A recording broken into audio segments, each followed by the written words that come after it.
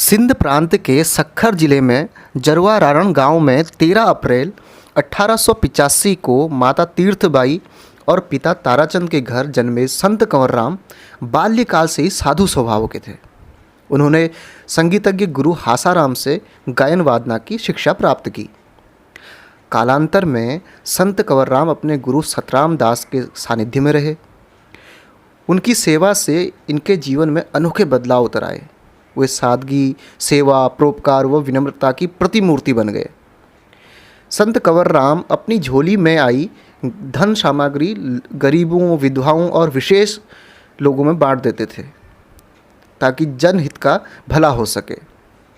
वे दूसरों के बारे में ही सोचते रहते थे कि उनका जीवन कैसे सफल बनाया जा सकता है। जीवन का गुजारा चलाने के लिए वे प्रतिदिन अपने माँ के हाथों से बने कुहर बेचते थे और इससे जो भी आमदनी प्राप्त होती थी उससे अपना घर परिवार चला लेते थे। संत कंवरराम का विवाह गांव के जमींदार नोतूमल की सपुत्री काकनीबाई के साथ 1903 में संपन्न हुआ। संत कंवरराम के जीवन आदर्शों से प्रभावित होकर काकनीबाई भी समाज की सेवा में लग गई।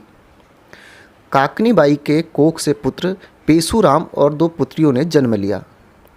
लगभग 26 वर्षों तक काकनीबाई ने इनके कंधे से कंधा मिलाकर समाज की सेवा की। भोजन भंडारे की व्यवस्था काकनीबाई ही संभालती थी। सन 1929 में निमोनिया हो जाने के कारण काकनीबाई की मृत्यु हो गई। भंडारे की व्यवस्था बिगड़ने लगी। 2 वर्ष बाद सन 1931 में मीरपुर के श्री सामड़ामल जी की पुत्री गंगाबाई से संत कंवरराम ने लोगों के आग्रह पर दूसरा विवाह कर लिया। गंगाबाई भी श्रद्धा भाव से साधु संतों की सेवा करती थी। गंगाबाई की कोख से 3 संतानों ने जन्म लिया। मोहताजों के कल्याण के लिए अपने जीवन को समर्पित करने वाले संत कंवरराम ने अपने समस्त कार्यों को मात्र भजन और उपदेशों तक सीमित नहीं रखा। वे अपने हाथों से काम करना पहली प्राथमिकता मान रखते थे। एक बार रेहड़ की दरबार में सेवा का काम चल रहा था। संत कंवरराम भी अपने सत्संगियों के साथ गारे की तगारे उठाने लगे। तभी उनके दर्शन के लिए 2 लोग पहुँचे। उन दोनों ने पहले कभी संत कंवरराम को नहीं देखा था, सिर्फ उनके बारे में सुना था। दरबार की सेवा में काम करने वालों से पूछ कर एक सत्संगी ने एक संत कंवरराम के बारे में पूछा तो इशारा करके उन्हें बताया कि वो संत हैं। उन्हें विश्वास ही नहीं हुआ। वो विचार में पड़ गए कि इतने बड़े संत कंवरराम तगारी खाली करके स्वयं उनके पास आ गए और उन्होंने मेहमानों से पूछा, आपको क्या चाहिए? उन्होंने कहा, मुझे कंवरराम के दर्शन करने हैं और यह आदमी हमसे मजाक कर रहा है कि आप ही संत हैं। भला संत कैसे तगारी उठा सकता है? कंवरराम हंसकर बोले, कंवर इस मिट्टी के पुतले का ही नाम है। दरबार की सेवा ही परमात्मा की सेवा है, जो बगैर तगारी उठाए पूरी कैसे हो सकती है? अब आप ही बताओ, मेरे लिए क्या हुक्म है? दोनों ने संत कंवरराम की सादगी, सहजता और विनम्रता देखकर उनके पैरों में गिर गए और आशीर्वाद की प्रार्थना करने लगे।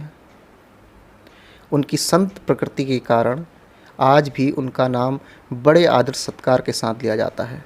एक बार की बात है, शहर में भजन करते समय एक श्रद्धालु ने सारंग राग गाने का अनुरोध किया। संत कंवरराम ने कहा, सारंग राग से वर्षा हो जाएगी और आपको बहुत कष्ट होगा, भोजन व्यवस्था सारी चौपट हो जाएगी। श्रद्धालु ने अपना आग्रह नहीं छोड़ा।